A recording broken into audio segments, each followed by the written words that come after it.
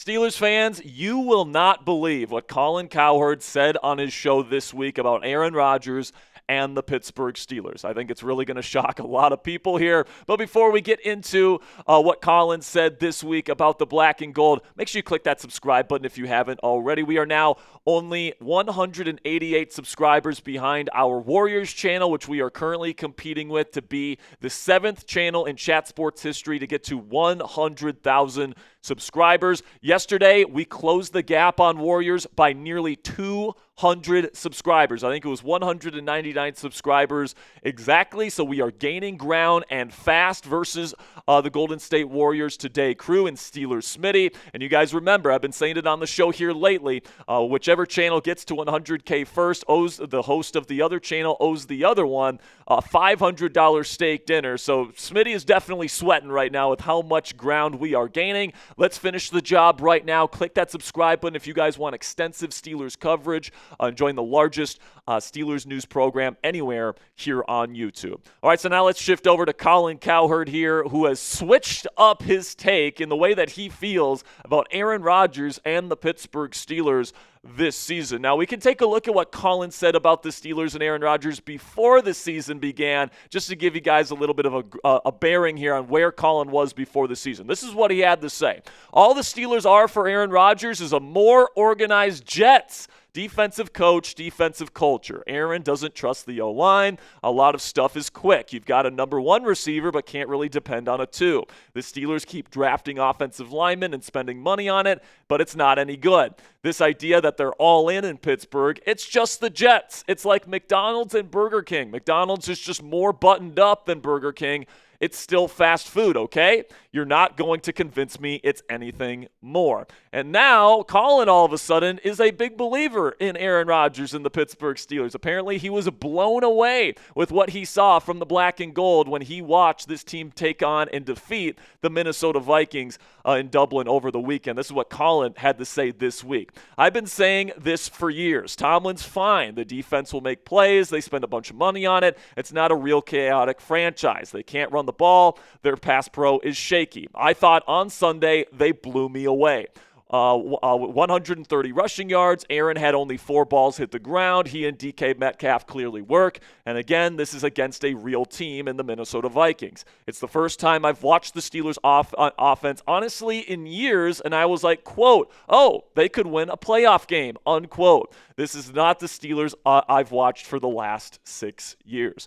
And PFF, if you guys don't know, has actually graded Aaron Rodgers as the second lowest graded quarterback in the NFL through the first 4 weeks. And Colin this week actually came to the defense of Aaron Rodgers after, frankly, I think Pro Football Focus is disrespecting Aaron Rodgers here as his grade, which is currently at a 50.4. That is 37th out of 38 eligible quarterbacks according to PFF grading. Right now, they have guys like Cam Ward who can barely complete a pass in Tennessee. That is a completely dysfunctional offense there in Nashville. He has a higher grade than Aaron Rodgers. J.J. McCarthy, who has looked like the worst quarterback in football for 7 of his first 8 quarters as an NFL quarterback, has a higher grade. Carson Wentz, the guy Rodgers just beat in Dublin, has a higher grade. Jake Browning in that offense in Cincinnati that can't move the football to save their lives has a higher grade. And then Joe Flacco and Russell Wilson, 2 quarterbacks that just got benched, have a higher grade than Aaron Rodgers. So it's an absolute joke, and to Colin's credit, he did call that out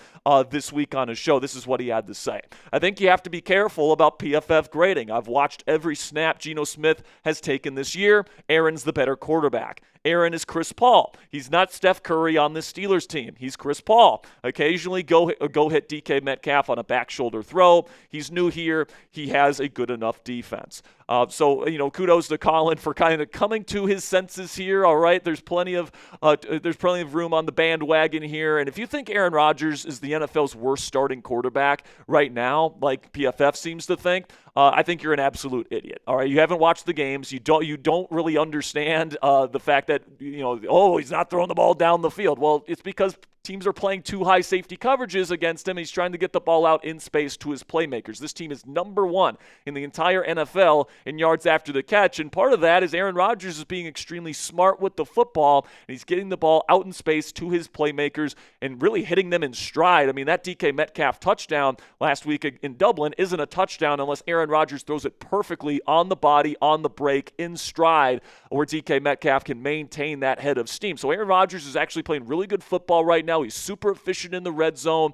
He's not committing too many turnovers. He's playing smart ball. And if you are watching these games and thinking he's the worst quarterback and he's worse than J.J. McCarthy, Russell Wilson, Carson Wentz, and all these quarterbacks that are apparently better than Aaron Rodgers, according to Pro Football Focus so far, I don't think that you really know football all that much. So true or false? Let me know down there in the comment section. Aaron Rodgers is currently a top 10 quarterback in the NFL right now. Type T if you think that statement is true, or type F if you think that statement is false. This will be the pinned comment on today's show. In just a second here, I'm going to tell you about our sponsors today at Prize Picks. While I'm telling you about Prize Picks today, let me know down there in the comment section if Aaron is a top 10 quarterback in the NFL right now. And with that, let's have a word from our sponsor today at Prize Picks. And you and I, we both make decisions every single day. But on Prize Picks, being right can actually get you paid. Don't miss any of the excitement this season on Prize Picks, where it's good to be right. Football season is finally here, and you better believe I'll be getting my Prize Picks lineups in all season long. Prize Picks is simple to play. Just pick more than or less than on 2 to 6 player stat projections, and if you get your picks right, you could cash in. Prize Picks also puts their users first, so all withdrawals are fast, safe, and secure. Prize Picks also offers Venmo, Apple Pay, MasterCard, and more for quick and easy deposits into your account this football season. A new feature from Prize Picks that I absolutely love is injury reboots. If one of your players leaves the game in the first half and doesn't return, Prize Picks will not count that as a loss. So you guys can take a look here at my Week 5 projection here on Prize Picks. I am taking the more on Justin Herbert passing yards, the more for receiving yards for Quentin Johnston, and the more on receiving yards for Zach Ertz. If you guys want to get a Prize Picks projection in today, you can download the app today. Use code CLNS to get $50 in lineups after you play your first $5 lineup. That's code CLNS to get $50 in lineups after you play your first $5 lineup. Prize Picks, it's good to be right.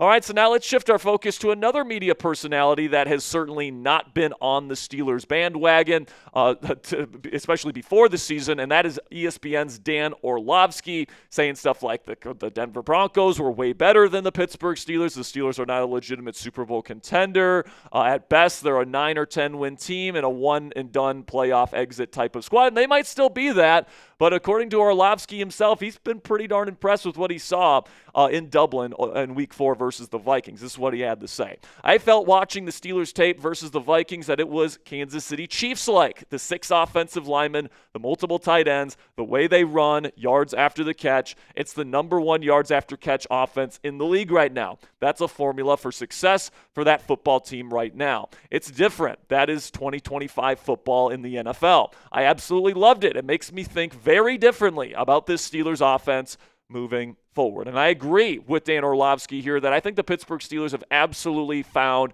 their winning formula. Not just on the offensive side of the ball, but also on the defensive side of the ball, all right? They were doing a lot of very creative stuff, putting people at the line of scrimmage, kind of threatening blitzes with linebackers and DBs. They were going wide 9 to get TJ Watt and Nick Herbig more advantageous angles to pass rush. They were doing a lot of fun stuff on defense in Week 4. With Deshaun Elliott back in the lineup, I think they feel more comfortable to kind of go to some of their more creative stuff, and we certainly saw that versus the Minnesota Vikings. I thought Mike Tomlin and Terrell Austin's defensive game plan looked more like a Brian Flores defense than Brian Flores' defense looked in this football game. So I think they did a really good job on defense, but then what Dan is referring to on the offensive side of the ball, the jumbo formations, right? The play action game. They were getting the run game going. All the things that we saw from them, the short passes leading to big gains, like that 80-yard touchdown to DK Metcalf, all right? Like they are really doing a good job playing a modern style of offense, or at least they did in Week 4 versus the Minnesota Vikings, and I think that's going to continue as the season goes on. But not every media personality is buying this Steelers hype right now. Nick Wright, who has been very adamantly against the Pittsburgh Steelers for multiple years now. He didn't believe in the team last year. He didn't believe in the team this offseason with the way they constructed it. He said that this team needed a full-blown rebuild during the offseason, and he's not a big fan of Aaron Rodgers at this point in his career. But despite some of those things, is what he had to say about the Pittsburgh Steelers and the hype surrounding this team right now. One of the reasons that I'm not going to abandon the Ravens, even if they lose, is I don't fully trust the Steelers yet. I still think the Steelers could have a 4-game losing streak in them and open the division up. And I do believe that when Lamar is out there, the Ravens have one of the best offenses in the league in the regular season. Now, Nick really didn't want to talk about how good the Steelers looked in Dublin versus the Minnesota Vikings, or at least for most of the game, not including the fourth quarter where they give up multiple touchdowns. But the Steelers definitely look good from a general perspective, definitely as good as they have looked all season. But he really didn't want to talk about that because of what he had to say before this football game last week. This is what he had to say on what this game could mean for Aaron Rodgers and the Steelers. This was his prediction. It's on the board against the Vikings defense that with that Pittsburgh offensive line that this is the last we see of Aaron Rodgers. I think you got to be prepared for that. I'm legitimately worried for Rodgers in this game. I don't think that this offensive line's been good. He's not mobile, and they're gonna heat him up. Well, guess what? Aaron Rodgers went, 18 for 22, had an awesome touchdown pass to DK Metcalf, was orchestrating that offense all day long, was getting the ball out. I think it was the fastest average time to throw of his entire career. So, Nick Wright doesn't want to believe in the Steelers. That's perfectly fine. As far as I'm concerned, the more national media people that doubt this team, the better. And I hope that this team continues to prove Nick Wright wrong in the weeks to come. So do you believe? Let me know down there in the comment section. Are you buying or selling the Steelers hype after their 3-1 start? Type B if you're buying the hype surrounding this team, or type S if you are selling it. For me, I'm definitely taking a cautious approach. I'm cautiously optimistic. They got to keep it up, but I'm really liking some of the things I'm seeing on the Steelers film, and I'm hoping that continues. Just one more reminder here, guys, before we say goodbye. We are less than 200 subscribers behind Warriors today. So if you like the content that we provide for you guys here on Steelers Talk, you've been watching our channel for a while, but you haven't clicked that subscribe button, it would be a great help to get us to 100,000 subscribers if you would join our family today. So click that subscribe button if you haven't already. Until next time, guys, here we go, Steelers.